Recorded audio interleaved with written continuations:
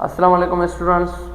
तो आज हम lecture number 1 chapter number 5 class 9th की केमिस्ट्री का एक न्यू चैप्टर हम स्टार्ट कर रहे हैं। इससे पहले हमने 4 चैप्टर ऑलरेडी अपलोड कर दिए हैं, ठीक है। तो आज के इस लेक्चर में फिजिकल स्टेट्स ऑफ मैटर के जो फिजिकल स्टेट्स हैं आपकी बुक में लिखी हुई है 5 स्टेट्स है, जैसे सॉलिड, लिक्विड, गैस, प्लाज्मा और बोस-आइंस्टाइन इफेक्ट। ये 5 स्टेट्स आपकी बुक में लिखी हुई है, वो सारी हम स्टेप बाय स्टेप डिस्कस करेंगे। तो आज हम स्टार्ट करते हैं फ्रॉम सॉलिड से, ठीक है। जो फिजिकल स्टेट वैसे तो 5 होती है, लिखने की ज़रूरत नहीं, और जब चैप्टर आएगा तो हर चैप्टर में हम डिस्कस करते रहेंगे, ठीक है। तो सबसे पहले हम डिस्कस करते हैं सॉलिड स्टेट। तो एक नाम से मेंशन है कि सॉलिड का मतलब क्या है कि एक ऐसी स्टेट जिसमें क्या हो, सॉलिड चीज़ें हों, ठीक है। सॉलिड चीज़ें हों, कोई भी चीज़ मजबूत हो, स्ट्रॉन्ग हो, ठीक है। ये जैसे मेरे हाथ में एग्जांपल के तौर पे सामने पेन है, ये आपका बोर्ड है, तो ये चीज़ें क्या है, सॉलिड है। तो जो भी सारी चीज़ें सॉलिड होती है, एक कॉमन सी बात है उसमें जो इंटर मॉलिक्यूलर फोर्सेस वो बहुत ही स्ट्रॉन्ग होती है, इस वजह से तो वो शेप दिखाई देता है हमें। तो सबसे पहले कौन सी प्रॉपर्टी हम बताएंगे, तो सॉलिड का एक तो पहली प्रॉपर्टी कौन सी है, सॉलिड का क्या होता है, फिक्स शेप।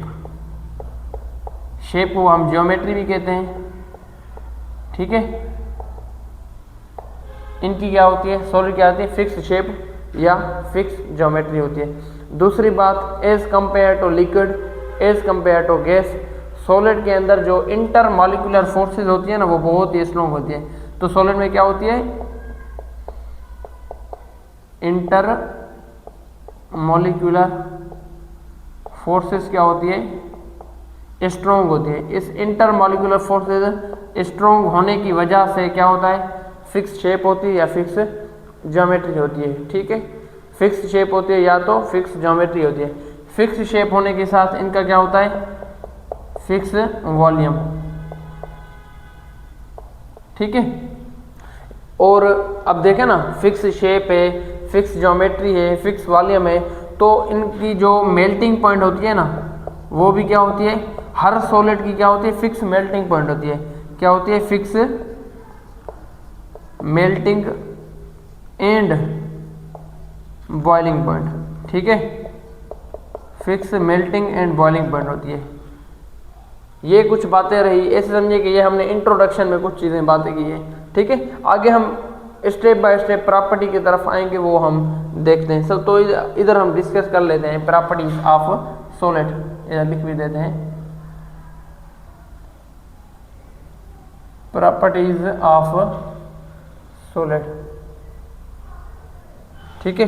तो और भी कुछ चीज़ें, बहुत सी चीज़ें जो हम इधर प्रॉपर्टी में डिस्कस करेंगे। ये कुछ ऐसी बातें थी जो इम्पॉर्टेंट थी, इसी पॉइंट जो भी ये सारी बातें लिखी हुई इनको हम देखकर आगे जो प्रॉपर्टी है ना उनको देखेंगे।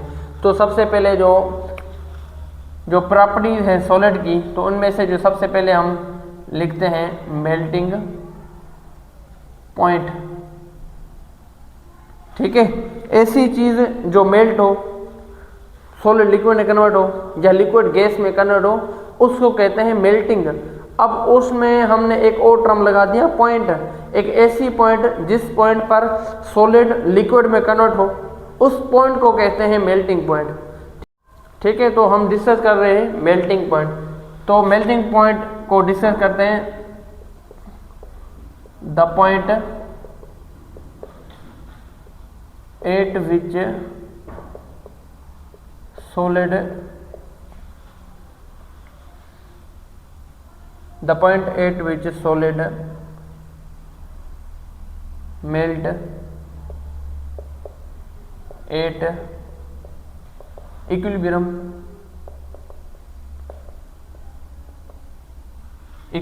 with liquid, ठीक है। तो एक मेल्टिंग का मतलब क्या होता है कि ऐसी चीज़ जो मेल्ट हो। सपोज करें कि सॉलिड मेल्ट किस में हो रहा है, लिक्विड में हो रहा है, लिक्विड मेल्ट किस में हो रहा है, गैस में हो रहा है। एक ऐसी, अब हम सॉलिड की प्रॉपर्टीज को पढ़ रहे हैं तो इस वजह से हम सॉलिड की बात करेंगे। एक ऐसी पॉइंट जिस पॉइंट पर सॉलिड लिक्विड में कन्वर्ट हो, उस पॉइंट को कहते हैं हम मेल्टिंग पॉइंट। सपोज करते हैं ये हमारा है सॉलिड है, सपोज करते हैं कोई भी सॉलिड हो गया, उसकी पॉइंट सपोज करते हैं कोई सॉलिड है, उसकी 100 सेंटीग्रेड एक टेम्परेचर है, ठीक है, 100 सेंटीग्रेड पर 800 सेंटीग्रेड पर ये किस में कन्वर्ट होगा, लिक्विड में, ठीक है। 100 सेंटीग्रेड फिक्स पर ये लिक्विड में कन्वर्ट नहीं होगा, जैसे ही हमने 100 से थोड़ा भी आगे 100.100.1 अगर हमने लगा दिया तो वो कौन सी पॉइंट होगी, उसमें क्या होगा, सॉलिड किस में कन्वर्ट हो जाएगा, लिक्विड में कन्वर्ट हो जाएगा, ठीक है। एक ऐसी पॉइंट जिसमें सॉलिड बिल्कुल 100 से थोड़ा भी कम करेंगे वो किस में कन्वर्ट होगा, सॉलिड में। लिक्विड किस में कन्वर्ट होगा, अगर 100 सेंटीग्रेड से कम टेम्परेचर अगर लगाएंगे तो किस में कन्वर्ट होगा, सॉलिड में। लिक्विड सॉलिड में कन्वर्ट होगा। अगर 100 से थोड़ी भी टेम्परेचर बढ़ाएंगे वो सॉलिड किस में कन्वर्ट होगा, लिक्विड में, ठीक है। इस वजह से हमने डेफिनेशन में भी यही कहा है कि ऐसी पॉइंट जिस पॉइंट पर सॉलिड मेल्ट हो, इक्विलिब्रियम किसके साथ हो, लिक्विड के साथ हो, उस पॉइंट को क्या कहेंगे हम, मेल्टिंग पॉइंट, ठीक है। तो सॉलिड की बात करते हैं तो सॉलिड की फिक्स मेल्टिंग पॉइंट होती है, या तो सॉलिड की हम बात करते हैं कि शार्प मेल्टिंग पॉइंट क्या होती है, शार्प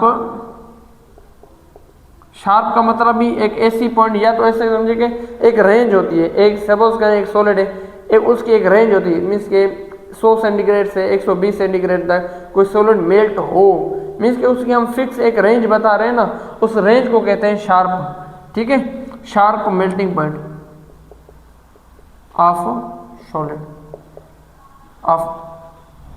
सॉलिड, ठीक है। तो अब हम अगर कंपैरिजन करते हैं सॉलिड लिक्विड गैस का, मेल्टिंग पॉइंट किसकी ज़्यादा होगी, तो ऑब्वियसली वो किसकी ज़्यादा होगी, सॉलिड की ज़्यादा होगी। वो क्यों, क्योंकि सॉलिड के अंदर इंटरमॉलिक्यूलर फोर्सेस बहुत स्ट्रॉन्ग है।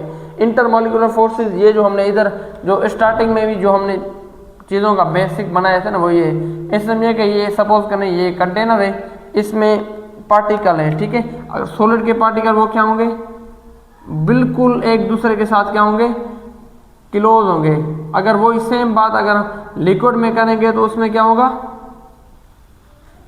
मेल्टिंग पॉइंट उसकी कम होगी, क्योंकि उसके अंदर जो पार्टिकल हैं वो क्या होंगे, दूर दूर होंगे। पार्टिकल दूर दूर होने की वजह से उनकी फिक्स ज्योमेट्री भी नहीं होगी, फिक्स शेप भी नहीं होगा, फिक्स मेल्टिंग पॉइंट भी नहीं होगी। तो fix melting point, fix geometry और स्ट्रॉन्ग इंटरमॉलिक्यूलर फोर्स वो किसके करेक्टर है, वो सॉलिड के करेक्टर है। अगर हम इधर ऑर्डर बनाते हैं, इधर हम क्या करते हैं, सपोज करें हम ऑर्डर बनाते हैं सॉलिड लिक्विड और गैस का, तो मेल्टिंग पॉइंट किसकी ज़्यादा होगी, वो किसकी ज़्यादा होगी, सबसे ज़्यादा सॉलिड, उसके बाद होगी लिक्विड, उसके बाद क्या होगी, गैस की। तो मेल्टिंग पॉइंट सबसे ज़्यादा होगी सॉलिड, उसके बाद लिक्विड, उसके बाद गैस की। तो पहली ये जो है आपकी फर्स्ट प्रॉपर्टी है, ठीक है। तो सेकंड प्रॉपर्टी को हम देख लेते हैं, डेंसिटी, ठीक है। डेंसिटी का मतलब क्या है कि समझे कि कौन सी चीज़ जितनी कितनी गाढ़ी है, मीन्स के वाटर का एग्जांपल लें और हनी शहद का एग्जांपल लें, तो वो अब कौन सी चीज़ इसमें से, उनमें से स्ट्रॉन्ग फोर्सेस कौन सी किस में होगी, शहद में होगी या पानी में होगी, वो लिक्विड में होगी। लिक्विड तो दोनों है, ठीक है। उनमें से भी सबसे ज़्यादा किसकी होगी, शहद की ज़्यादा होगी। अब शहद और पानी दोनों सपोज करें हमारे पास हैं, अगर दोनों को हम गिरा रहे हैं तो नीचे सबसे ज़्यादा पहले कौन गिरेगा, पानी गिरेगा, और शहद देर गिरेगा, क्योंकि उनके इंटरमॉलिक्यूलर फोर्स वो क्या होंगी, स्ट्रॉन्ग होगी।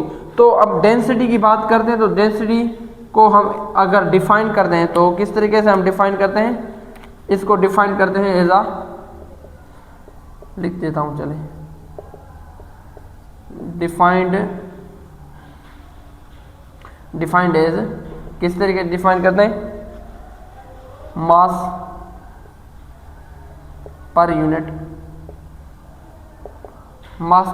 वॉल्यूम, मास पर unit volume is called density.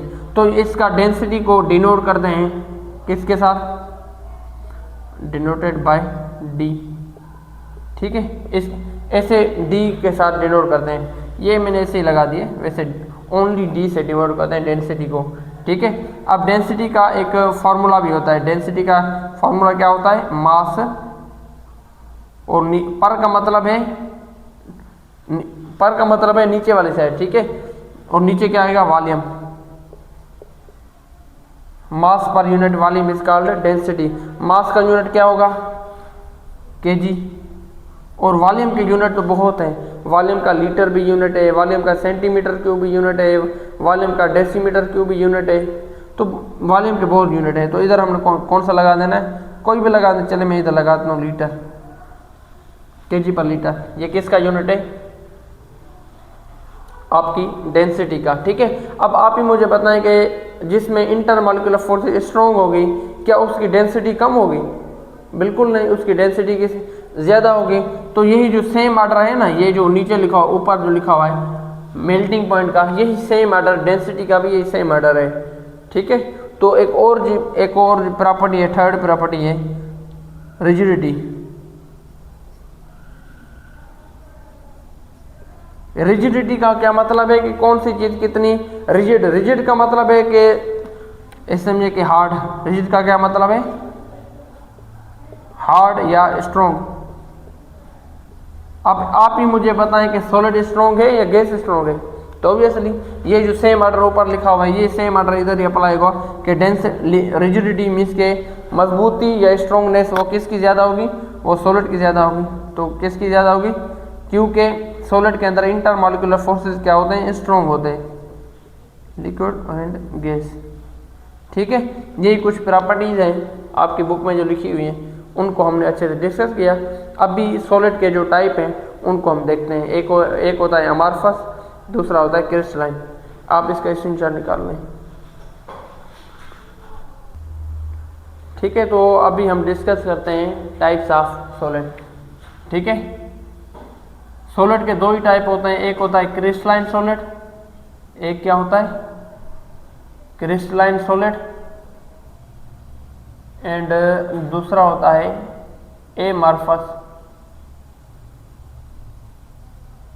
Amorphous solid, ठीक है। ये सॉलिड के दो टाइप होते हैं, इनको हम अच्छे से देखते हैं। तो सॉलिड के दो टाइप होते हैं, एक होता है क्रिस्टलाइन सॉलिड और दूसरा क्या होता है, एमार्फस सॉलिड। वर्ड से जाहिर है क्रिस्टलाइन एक ऐसा सॉलिड होगा जिसकी फिक्स ज्योमेट्री होगी, फिक्स शेप होगा, फिक्स मेल्टिंग पॉइंट होगी, फिक्स बॉइलिंग पॉइंट होगी, फिक्स क्लीवेज प्लेन होगा, एंड एन आइसोट्रोपिक प्रॉपर्टी होगी, ऐसी प्रॉपर्टी जो डायरेक्शन पर डिपेंड करती है। वही सेम चीज़ हम इधर आपको बताएंगे, ठीक है। एमार्फस सॉलिड कौन से सॉलिड होते हैं, ए का मतलब जहाँ भी कोई भी वर्ड आ जाए उसके सामने अगर ए आ जाए या ए ना जाए ना, उसका मतलब ऑलवेज नेगेटिव में होता है, मीन्स के ना में होता है, ठीक है। इधर मार्फस का मतलब होता है कि शेप, ए का मतलब होता है, ए का मतलब होता है कि नॉट, मीन्स के एक ऐसा सॉलिड जिसका शेप लेस हो या शेप ना हो, ठीक है। तो इधर हम डिस्कस करते हैं कौन सी प्रॉपर्टीज को। सबसे पहले हम इधर डिस्कस करते हैं कि शेप, ठीक है। इधर मैं लिख देता हूँ प्रॉपर्टी शेप। तो जो क्रिस्टलाइन सॉलिड होगा उनका क्या होगा, फिक्स शेप। फिक्स शेप को हमने क्या कहा था, फिक्स ज्योमेट्री। इनको हम कहते हैं, एमार्फस सॉलिड को कहते हैं शेपलेस। इनको क्या कहते हैं, शेपलेस। शेपलेस कहते हैं, या इनको कहते हैं फॉल्स सॉलिड, फॉल्स सॉलिड, या और भी इनको कहते हैं no fix geometry, no fix geometry, ठीक है। ये पहली बात किस हमने कौन सी बात की, शेप की बात की और ज्योमेट्री की बात की। उनमें फिक्स ज्योमेट्री नहीं होती, फिक्स शेप नहीं होता, ठीक है। अब देखें ना आप, जिसमें इसमें क्या होता है, फिक्स ज्योमेट्री होती है, एक फिक्स शेप होता है, ठीक है। फिक्स शेप होने अगर फिक्स शेप है तो इनकी जो मेल्टिंग पॉइंट क्या होगी, वो भी क्या होगी, एमपी मीन्स के मेल्टिंग पॉइंट, ठीक है। उनकी जो मेल्टिंग पॉइंट क्या होगी, वो भी क्या होगी, फिक्स मेल्टिंग पॉइंट होगी, या तो कहते हैं कि शार्प मेल्टिंग पॉइंट होगी। अब उनके अपोजिट देखते हैं एमार्फस सॉलिड को, तो उनका एक ना ही फिक्स शेप होता है ना ही नेगेटिव में लगाता हूँ कांटा। इसका मतलब ये है कि इसका एमार्फस सॉलिड का फिक्स शेप ही नहीं होता, ठीक है, उसकी फिक्स मेल्टिंग पॉइंट भी नहीं होती। एक दूसरा एक प्रॉपर्टी है क्लीवेज प्लेन। क्लीवेज प्लेन, ठीक है। अब ये जो प्रॉपर्टी है ना क्लीवेज प्लेन, क्लीवेज का मतलब क्या होता है कि ब्रेक डाउन। क्लीवेज का क्या मतलब होता है? Break down. अब इनका फिक्स शेप होती है, एक फिक्स ज्योमेट्री होती है। सपोज करते हैं, बार बार मैं ज्योमेट्री की बात कर रहा हूँ, तो मैं एक सपोज करते हैं मैं एक एग्जांपल ले लेता हूँ, ठीक है। सपोज करें हमने एक स्क्वायर ब्रैकेट, स्क्वायर वाला जो हमने बॉक्स इधर रख दिया। अब यही सेम है। अगर सपोज करते हैं इसको हम अगर डिवाइड करते हैं, ये अगर इसको हमने डिवाइड किया, क्या फिक्स शेप बन गया, एक फिक्स एंगल बन गया, एक फिक्स प्लेन बन गया। अब सपोज करते हैं अब इधर हमने लगा दिया, या इधर हमने लगा दिया, या इधर हमने लगा दिया, तो सारे पार्ट क्या होंगे? इक्वली पार्ट होंगे, इक्वली डिस्ट्रीब्यूट होंगे। तो ये क्लीवेज प्लेन वाली जो प्रॉपर्टी है वो क्रिस्टलाइन सॉलिड की होती है और एमॉर्फस सॉलिड की नहीं होती। अब देखें, सपोज करते हैं इधर हमने कोई ना कोई लिक्विड ले लिया, सपोज सॉलिड ले लिया, उसकी ये शेप है। सपोज कर मैं रैंडमली कोई शेप लगा दी। अगर इसको हम ब्रेक डाउन करते हैं, अगर इधर से हम ब्रेक डाउन करते हैं कि ये दोनों पार्ट इक्वल हैं, ये और ये पार्ट इक्वल है, बिल्कुल नहीं, क्योंकि इनकी ये प्रॉपर्टी होती ही नहीं है, ठीक है। ये जो एमॉर्फस सॉलिड है इनकी ये प्रॉपर्टी नहीं होती। यही कुछ बातें रही। एक और भी इनमें एक प्रॉपर्टी होती है जिनको कहते हैं हम, एक एन आइसोट्रोपिक प्रॉपर्टी होती है, एन आइसोट्रोपिक प्रॉपर्टी, ठीक है। और जो एमॉर्फस सॉलिड है इनकी एक प्रॉपर्टी होती है आइसोट्रोपिक, आइसोट्रोपिक प्रॉपर्टी, ठीक है। आइसोट्रोपिक एन आइसोट्रोपिक प्रॉपर्टी कौन सी प्रॉपर्टी होती है? वो ऐसी प्रॉपर्टी जो डायरेक्शन पर डिपेंडेंट हो, और आइसोट्रोपिक प्रॉपर्टी ऐसी प्रॉपर्टी जो हर डायरेक्शन पर सेम हो, ठीक है। ये जो प्रॉपर्टी होती है ना एन आइसोट्रोपिक प्रॉपर्टी, वो क्रिस्टलाइन सॉलिड की होती है, एमॉर्फस सॉलिड की ये प्रॉपर्टी नहीं होती। लिख भी देते हैं चले, एमॉर्फस, तो इसका मतलब एन आइसोट्रोपिक प्रॉपर्टी का मतलब है ऐसा है कि ऐसी प्रॉपर्टी जो किस पर डिपेंड करती हो? डायरेक्शन पर डिपेंड करती हो। इनको प्रॉपर्टी को कहते हैं डायरेक्शन डिपेंडेंट, ठीक है। तो यही कुछ बातें थी। एक और भी बहुत ही छोटा सा टर्म है, एक वन लाइनर डेफिनेशन है, उनको हम लिख लेते हैं, तब तक ये आप इसका स्क्रीनशॉट बना लें, ठीक है। तो एक और डेफिनेशन थी, ये प्रॉपर्टी नहीं है सॉलिड की, ये डेफिनेशन है एक छोटी सी, ठीक है। एक ऐसा एलिमेंट जो एक से ज़्यादा फॉर्म में एग्जिस्ट करता है, उस प्रॉपर्टी को कहते हैं एलोट्रोपी, ठीक है। जो एलिमेंट एग्जिस्ट करता है उसको कहते हैं एलोट्रोपिक फॉर्म, ठीक है। इधर हम कुछ डेफिनेशन लिखते हैं, इसको कहते हैं कि एग्जिस्टेंस, डेफिनेशन लिख रहा हूँ, ठीक है। existence of an element, existence of an element exist in more than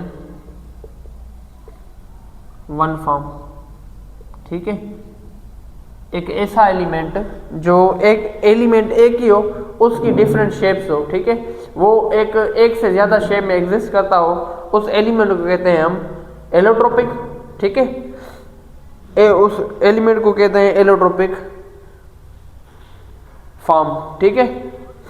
तो इधर कुछ एलिमेंट हैं जो एलोट्रोपिक की जो प्रॉपर्टी है उसको डिटरमाइन करते हैं, ठीक है। तो एक कुछ एलिमेंट हो गए, जैसे हो गया आपका सल्फर, सल्फर दो फॉर्म में एग्जिस्ट करता है, जैसे हो गया फास्फोरस, यही दो फॉर्म में एग्जिस्ट करता है, जैसे हो गया टिन, जिसे SN लिखते हैं, डिनोट करते हैं, ठीक है। वो भी दो फॉर्म में एग्जिस्ट करता है, सल्फर को S से डिनोट करते हैं, फास्फोरस को P से डिनोट करते हैं, टिन।